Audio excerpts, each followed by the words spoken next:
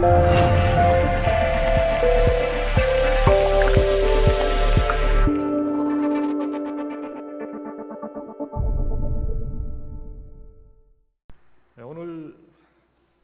말씀은 오늘 본문 가운데 있는 말씀을 떼서 제목을 삼았습니다. 너는 두려워 말라, 그런 말씀이 오늘 본문 가운데 그대로 기록이 돼 있어 그 말씀을 가지고 제목을 잡았습니다. 험하고 힘든 세상을 우리가 살아가면서 두려움을 느껴보지 못한 그런 사람은 없을 것입니다. 다 약간의 두려움을 마음속에 가지고 살지요. 이민자로 살아가는 저희들이 건강에 대해서 항상 염려하고 두려워하는 그런 마음을 가질 때도 있고, 또 신분의 문제, 또 돈의 문제, 자녀들의 문제, 그런 문제들이 우리의 마음을 평안하게 하지 아니하고 두려움을 주고 어떻게 해야 될까 하는 염려로 우리의 마음이 채워질 때가 있습니다. 그러나 하나님의 자녀들은 두려워하지 말아야 한다. 오늘 하나님의 말씀이 우리에게 두려워하지 말라. 그런데 너는 두려워하지 말라, 그렇게 본문에 그렇게 돼 있어요. 그러니까 우리 보고 딱 찍어서 말씀하시는 거예요. 너 두려워하지 마라.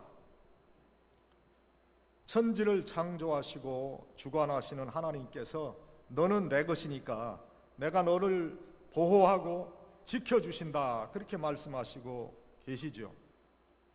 그런데 이 대전제에 하나님의 보호하심을 얼마나 믿음으로 내 생활 속에 적용하는가 하는 것이 바로 우리의 문제예요. 하나님의 그런 말씀이 있는데도 그 말씀을 읽을 때 아무런 느낌이 없이 그 말씀을 읽고 넘어가요. 이게 somebody else, 다른 어떤 사람에게 주시는 말씀인가 보다. 아니면 그런 말씀이 주는 능력도 깨닫지 못하면서 그냥 말씀을 읽어가는 경우가 있어요. 그런데 이 말씀이 그대로 역사되는 그 사람은 그 말씀을 딱 보고 이거 하나님께서 내게 주시는 말씀이다 하고 말씀을 딱 잡는 거예요. 하나님은 육신의 눈에 보이시지 않는 그런 영적인 분이세요. 그러나 믿음을 가진 사람은 믿음의 눈으로 하나님의 동행하심을 바라보고 그리고 생활에서 체험하며 사는 거예요. 그래서 믿음에는 언제나 도약이 필요한 거예요. 현실의 상황은 두려움을 주지만 그 두려움을 하나님 동행의 믿음으로 돌파해 가는 것이다 하는 거예요. 그때 하나님의 능력이 우리에게 나타나는 거예요.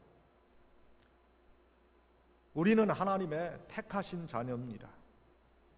하나님께서 지명해서 불렀다고 그랬어요. 내가 너를 지명해서 불렀으니 너는 내 것이라는 거예요. 하나님께서 우리를 구속하셨고 지명해서 부르셨어요. 여러분, 우리들이 우리의 자녀를 보호하고 지키려 하는 것, 그것 우리의 본능적인 마음입니다. 하나님께서 창조하시고 택하신 하나님의 자녀를 보호하시는 것을 믿는 것이 바로 축복의 시작이에요. 나는 부족하더라도 하나님의 자녀로 택하심을 받았다 하는 거예요. 여러분 자녀들이 공부 좀 못한다고 그래서 너는 내 아들 아니다, 내 딸 아니다, 여러분 그렇게 하십니까? 여러분 자녀들이 말을 안 듣는다고 그래서 너 나하고 아들과 그 아버지의 관계를 끊자, 그런 부모는 없어요.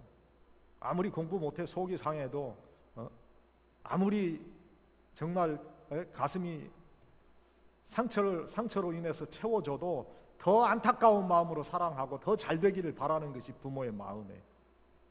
하나님도 그러신 거예요.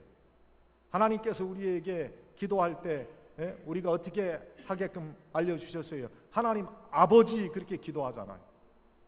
아버지라는 거예요. 하나님 아버지. 그 하나님 아버지께서 하나님의 자녀들이 비록 부족하다 해도 그것으로 하나님과 우리의 관계를 끊어버리시는 그런 하나님이 아니다. 그리고 하나님은 하나님의 자녀를 돌보아 주신다. 그 확신이 없으면 어떻게 신앙생활에 기쁨이 있겠어요?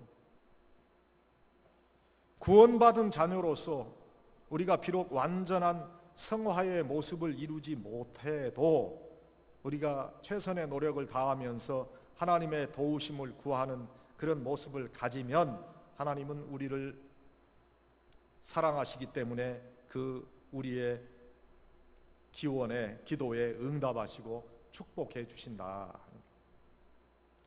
그래서 우리가 신앙생활할 때 항상 내가 하나님의 자녀라 하는 그런 생각을 항상 해야 돼요. 내가 누군가.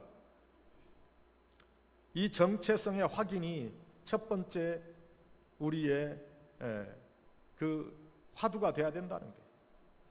우리가 인간론적인 그런 설명을 가지고 우리 자신을 설명해 볼 수 있겠죠. 과학적으로 분석한 경험적 설명도 있을 수 있지요. 기독교인들의 정체성은 창조주 되시고 구원주 되시는 하나님과의 관계를 통해서 확인해야 된다. 또한 자신의 주위에서 함께 관계를 가지고 살아가는 사람들과의 역동성 가운데 자신의 위치를 알고 정체성을 확인할 때도 있어요. 육신의 피로 연결된 부모와 자녀의 관계성 속에서 정체성을 우리가 확인하지요. 사랑으로 결합된 부부의 인연으로 정체성을 확인하기도 하지요. 나는 누구의 부인입니다. 나는 누구의 남편입니다. 그렇게 우리가 정체성을 확인하잖아요.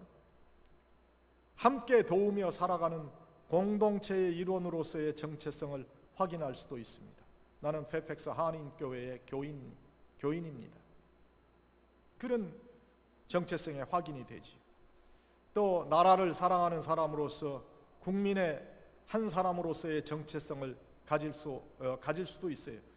우리에게 이것이 약간 이것이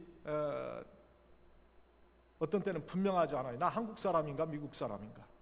여러분 어떻게 생각해요? 미국 사람이에요? 그런데 저도 미국 사람이라고 생각을 해요. 그런데 한국하고 다른 나라하고 축구 경기를 하면 나는 지독히 한국 편을 응원하는 그런 한국 사람.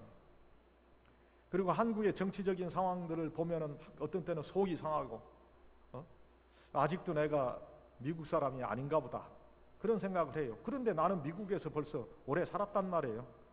35년 이상을 살았으니까 이제 뭐 오래 살았죠. 미국 사람인데 아직도 나는 한국 사람이다 그런 생각을 한단 말이에요. 이 정체성, 우리가 분명히 이 정체성을 잘 찾아야 돼요.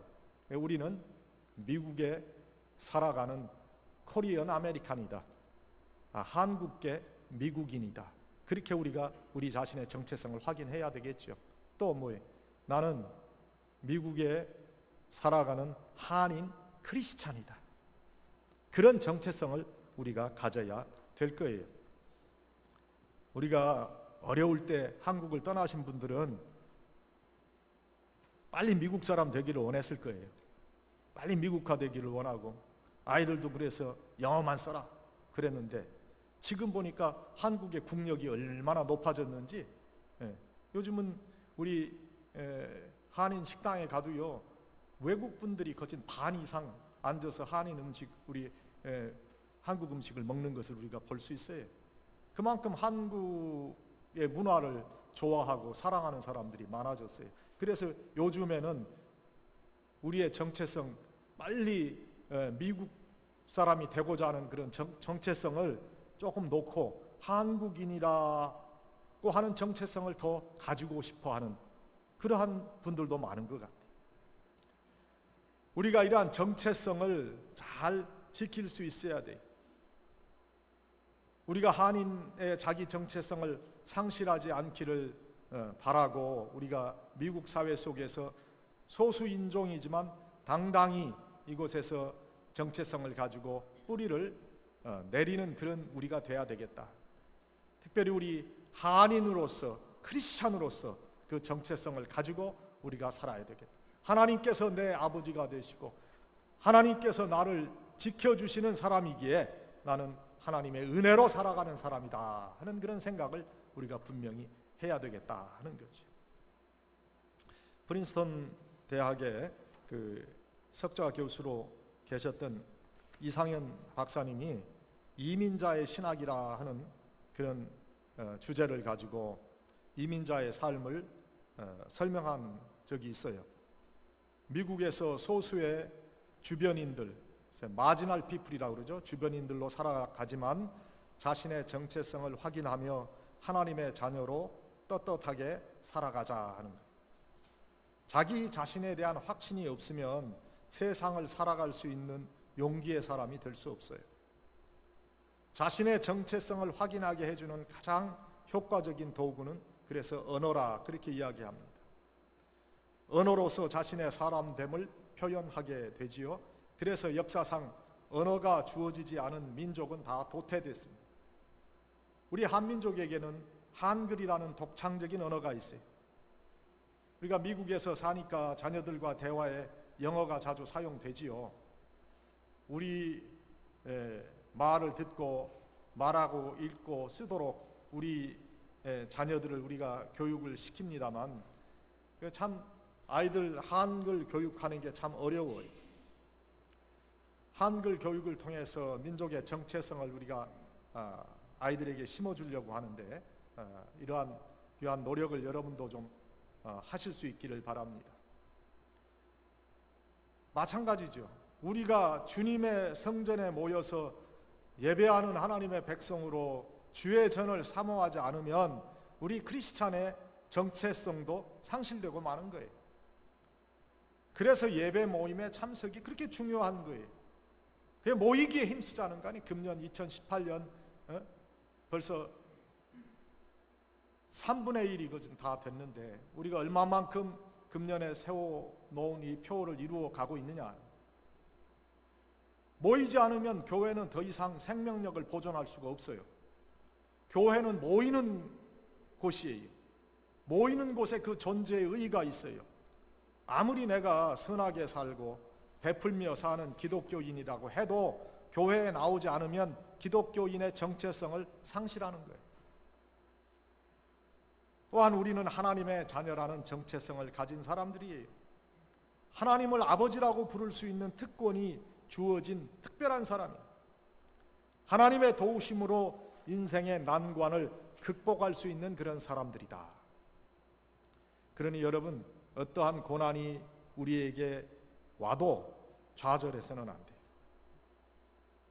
우리 하나님, 신실하신 하나님, 끝까지 나를 지키시고 끝까지 나를 도와주시고 끝까지 나로 하나님의 백성 되게 하시는 그 하나님의 인도하시고 지키심을 믿어야 된다.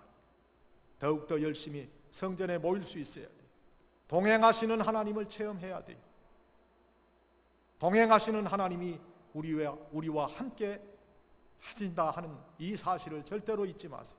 오늘 말씀에 너는 내 것이다, 내가 하나님의 아들이요 하나님의 딸이다 하는 그 귀한 정체성을 분명히 우리의 심령에 갖기를 바랍니다.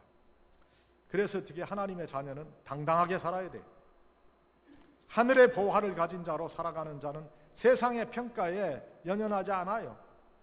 우리들이 마음 상하는 경우가 꼭 상대적인 비교를 통해서 우리가 마음 상해요. 우리 자녀들 그런 대로 건강하고 학교에서 아주 특별히 아너롤 스튜던트로 그렇게 공부하지 않아도 그냥 열심히 공부하는 그런 자녀고, 그러면 그 자녀들의 마음이 편안해야 될 텐데 꼭 다른 아이들이 무슨 올해를 받았네, 무슨 어느 아이비리그에 어디에 들어갔네, 그러면 그런 거 가지고 마음이 굉장히 불편하신 그런 분들이 많아요.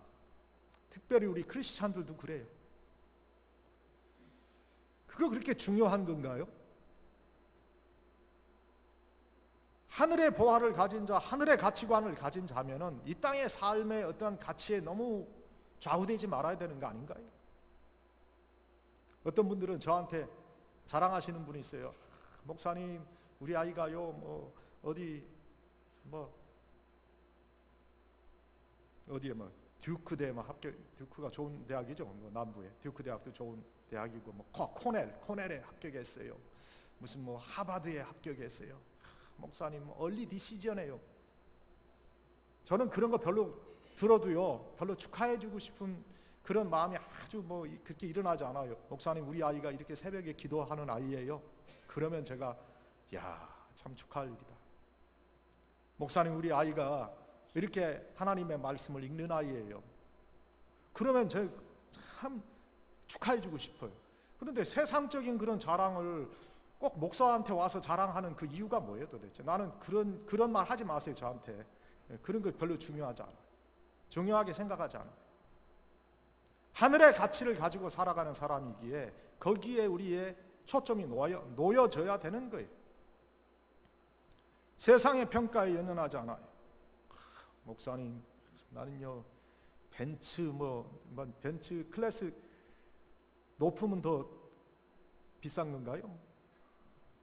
300, 300, 400, 500 뭐 그렇게 올라가나? 렉서스인데요. 이건 목사님 어떤 사양이고요. 뭐 그런 거 별로 관심 없어요. 그런 거 가지고 저한테 와서 자랑하려고 하지 마세요.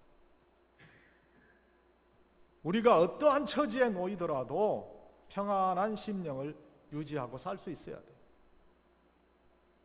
하나님의 아들과 딸이라는 그런 신분의 정체성을 가지고 살기에 어떠한 우리가 삶의 모습에 처하더라도 당당해야 돼요.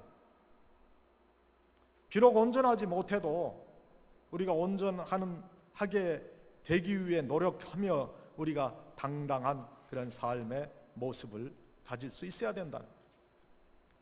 당당해지려면 자신감이 있어야죠. 하나님의 자녀라는 그런 자신감이 없으면 험한 세상을 견디기는 좀 어려워요. 남들이 비아냥거리거나 조롱하면 참 그 견디기 어렵지요. 당당한 모습을 시기하고 질투하는 사람들이 옆에서 손가락질하고 욕을 한다고 해도 주눅들지 않고 자신이 원하는 방식대로 하나님의 방법대로 살아갈 수 있는 그런 사람이 돼야 돼요.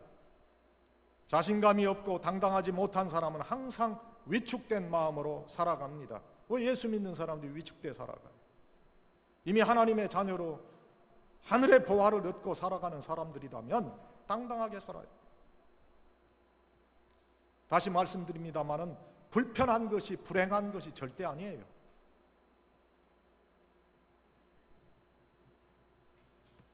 우리가 보면은 영화 배우나 TV 탤런트 중에서도 아주 지극히 평범한 외모를 가졌지만 그래도 큰 인기를 얻고 그 부분에 성공을 이룬 그런 사람들이 있는 것을 알 수 있어요. 자신감과 당당함을 위한 노력의 결과라고 말할 수 있어요. 그들이 처음 배우나 탤런트의 길을 선택했을 때를 한번 여러분 상상해 보세요. 그들이 처음 신인으로 이렇게 데뷔하게 되면 그들이 연기력을 먼저 보겠죠. 외모를 보겠죠. 그러나 그런 연기력이나 외모가 평범해서 사람들의 관심을 받지 못했을 거예요. 만일 이러한 상황에 그들에게 자신감과 당당함이 없었다면 그 네로라 하는 그러한 연기자들 사이에서 무대에 오를 그런 용기나 가질 수 있었을까요? 특이한 외모를 가졌다거나 장애인의 경우도 마찬가지라고 생각됩니다. 다른 사람의 시선을 의식하지 않고 그 모든 것을 극복할 수 있는 용기와 자신감, 당당함이 필요한 거예요. 남들이 뭐라 해도 나는 이 세상에서 가장 보배롭고 소중한 존재라는 그 정체성의 확인이 있어야 돼요. 이러한 당당한 마음을 가진 이들은 세상이 감히 감당할 수 없는 능력자, 하나님의 자녀가 될 수 있는 거예요. 오늘 저희가 읽은 이사야서 43장 4절에 하나님께서 우리에게 어떤 말씀을 주세요? 내가 너를 보배롭고 존귀하게 여기고 너를 사랑했다. 여러분, 우리가 잘나고 똑똑해서 하나님께서 나를 존귀하게 여겨주신 것이 아니에요. 하나님의 자녀 삼아 주셨기 때문에 그걸로 인해서 나를 존귀하게 여기시고 사랑해 주셨다. 하나님께서는 하나님을 의지하는 자를 하나님의 자녀 삼아 주시고 도와주신다 하는 말씀이에요. 하나님의 자녀라고 하는 이 신분의 정체성이 우리들에게 이 세상에서 가장 소중한 존재라는 의식을 심어준다 하는 거예요. 이런 의식을 가지면 당당하게 살 수 있는 거죠. 태어날 때부터 아기가 당당하고 자신감이 있어서 그렇게 태어난 아기가 어디 있겠습니까? 우리들이 살아가면서 후천적인 경험과 학습을 통해서 그런 당당함과 자신감을 가질 수 있는 거지요. 그래서 우리가 신앙생활 하면서 이러한 하나님의 자녀라 하는 그런 마음을 우리가 가지고 당당하게 살 수 있어야 된다. 하나님의 자녀이기 때문에 비록 지금 우리가 얻어야 될 것을 우리가 당당함을 가지고 하나님의 자녀이기 때문에 비겁한 방법을 통해서 비열한 방법을 통해서 얻지 못한다 할지라도 하나님께서는 조금 돌아가게 하시고 조금 시간이 오래 걸리게 하실지 몰라도 하나님의 자녀이기 때문에 당당하게 그러한 절차를 따라간다는 거예요. 하나님의 자녀이기 때문에 진실하게 사는 거예요. 하나님의 자녀이기 때문에 정직하게 사는 거예요. 그것이 바로 하나님의 자녀로서의 당당함이에요. 우리는 또 매사에 적극적인 그런 하나님의 사람이 돼야 돼요. 하나님께서 함께 해주시는데 적극적으로 하나님께서 이루어 주실 것으로 믿고 움직여 갈 수 있어야 되겠죠. 지금은 불행한 상황을 우리가 맞기도 하고 불편한 환경을 우리가 겪기도 하지만 후일에 그러한 상황이 오히려 긍정적인 결과를 우리에게 만들어 줄 것이다. 그 신앙인들은 그렇게 생각하는 거예요. 여러분, 당당한 마음을 가지고 아침에 일어나서 얼굴을 닦을 때 거울을 바라다보고 한번 그렇게 말씀해 보세요.